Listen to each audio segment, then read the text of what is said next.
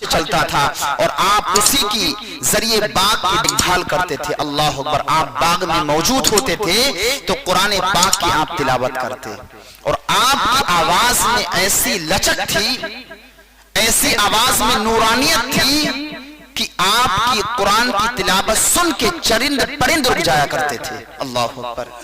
باقاعدہ طور پر مورخین نے لکھا ہے کہ جب آپ قرآن پاک کی تلاوت کرتے تو باغ میں پانی کا کام, صفائی ستھرائی, جو بھی امور تھے وہ خود بخود ہو جایا کرتے تھے.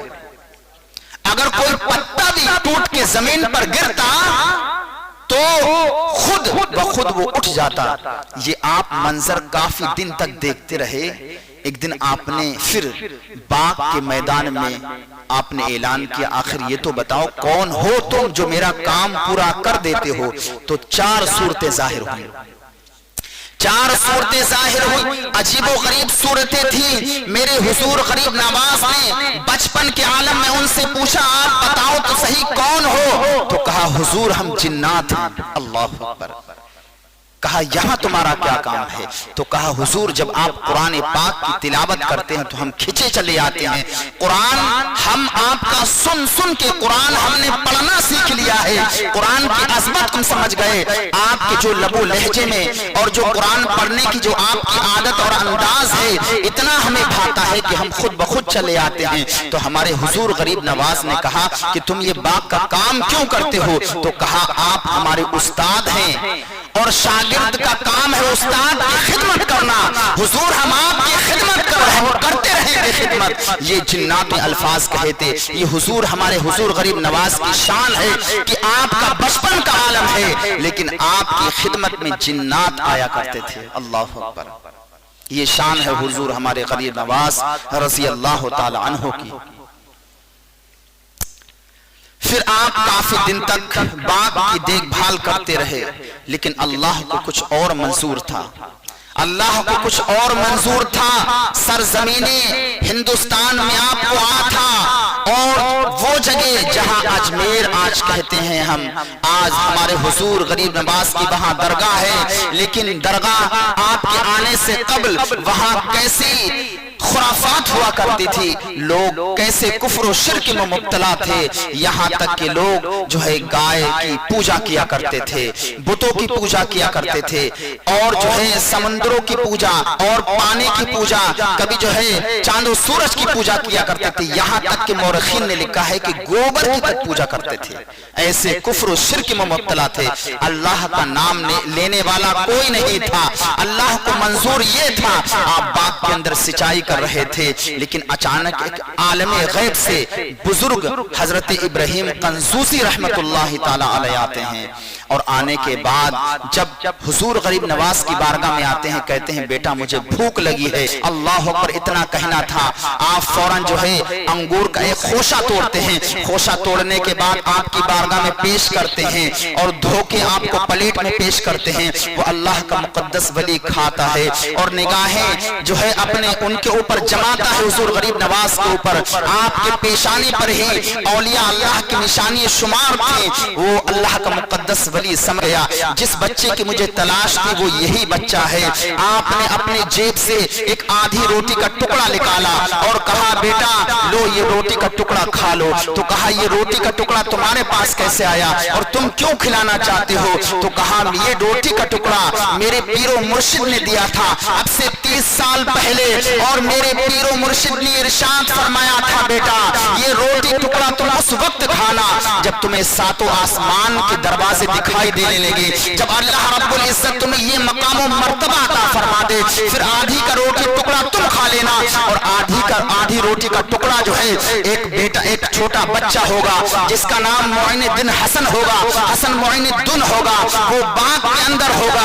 یہ آدھی روٹی کا ٹکڑا اس کو عطا کر دینا. تو میں اپنا فرض ادا کرنے آیا ہوں اور 3 سال سے تقریباً 30 سال سے تمہاری جستجو میں ہوں, تمہاری تلاش میں ہوں. یہ روٹی کا ٹکڑا آپ کھا لو. اللہ اکبر. حضرات محترم حضور غریب نواز نے وہ روٹی کا ٹکڑا کھایا, دل کی دنیا بدل گئی، جیسے حلق سے نیچے اترا دل کی دنیا بدل گئی، معرفت الہی آپ کو حاصل ہو گئی، حضور کی محبت پیدا ہو گئی، علم دین کی محبت پیدا ہو گئی، آپ کے ذہن میں آپ کا مقصد آ گیا، اور مقصد یہ تھا کہ اللہ رب العزت نے جب زندگی عطا فرمائی ہے تو یہ کاروبار کے لیے نہیں، بلکہ انشاءاللہ حضور کے اپنے نانا جان کے دین کے پرچم کو لہرائیں گے، بلند کریں گے، اور جو ہے دین کی تبلیغ کریں گے۔ آپ کے ذہن میں آپ کا مقصد آ گیا، اور وہ باغ اور پنچکی جو بھی سارا ساز و سامان آپ نے فروخت کیا، بیچ دیا، اور جو ہے راہ خدا میں خرچ کر دیا، کچھ آپ نے اپنی والدہ صاحبہ کو دے دیا، اور علم دین حاصل کرنے کے لیے نکل گئے۔ آپ نے علم دین حاصل کیا، آپ پیدائشی ولی تھے، بچپن ہی میں سب کچھ حاصل کر لیا تھا، لیکن پھر بھی علم دین آپ نے حاصل کیا۔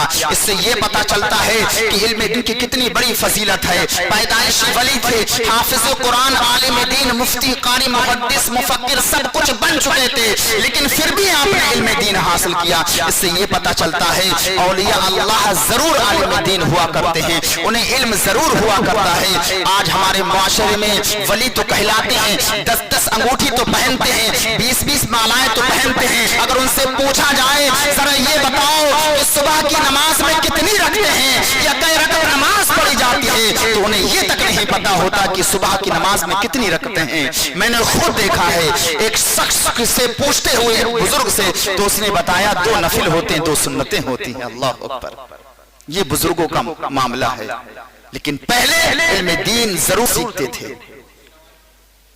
صبح فجر کی نماز میں کتنی رکھتے ہیں، کون کون سی نمازیں ہیں، تو 2 سنت 2 نفل بتائیے۔ یہ حال ہے ہمارے بزرگوں کا۔ اللہ اکبر، علم دین سیکھو، اپنے بچوں کو علم دین سکھاؤ۔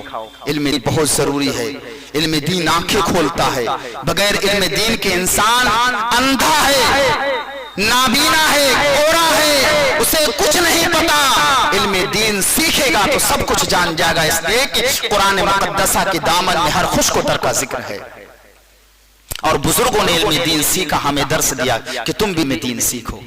تو حضور ہمارے غریب نواز نے ظاہری علوم دین حاصل کیا، اس کے بعد میں جب ظاہری علوم دین حاصل کر لیا، اب باطنی علوم دین بھی حاصل کرنا تھا۔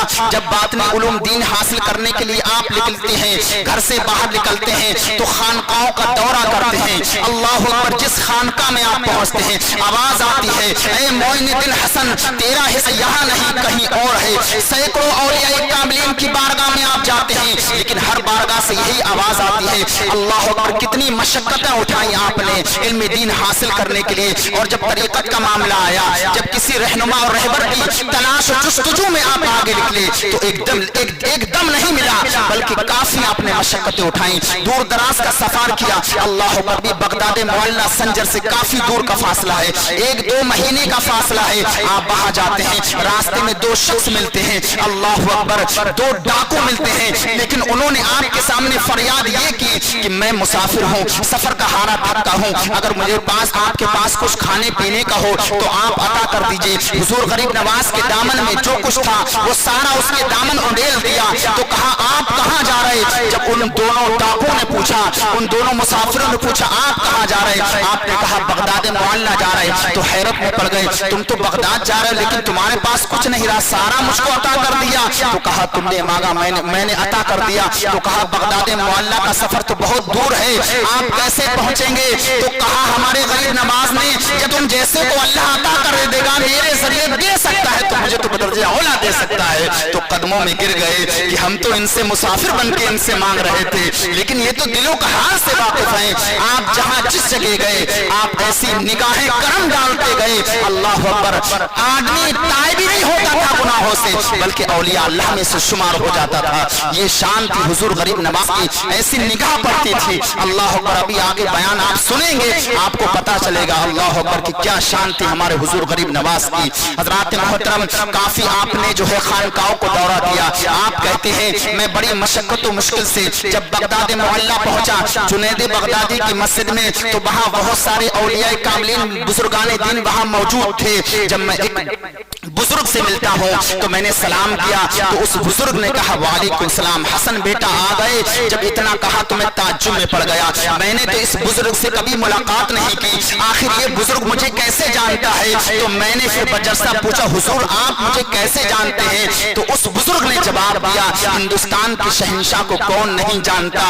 اللہ اکبر. جتنا کہا ہندوستان کے بادشاہ کو کون نہیں جانتا, اور آپ کے پیر و مرشد نے یہ کہا